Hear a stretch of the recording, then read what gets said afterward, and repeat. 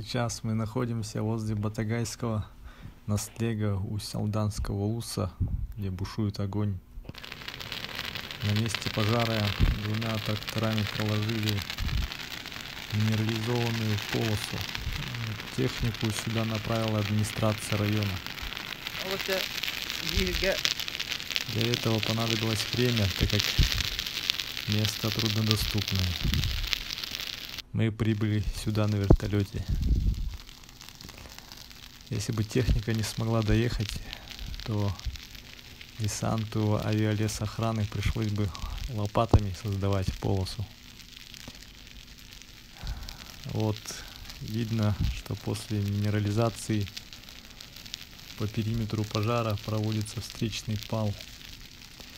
Минерализацию делают с запасом, рассчитывая примерное время подхода огня. Здесь пламя подошло вовремя. Как видите, делается это довольно интересно, с помощью палок любых и специально порезанных шин от автомобилей. Огни идут навстречу друг другу, и получается так, что очагу пожара уже некуда идти дальше. Потом начинается карауливание, когда отряд делится по зонам и контролирует, чтобы огонь не перекинулся за полосу.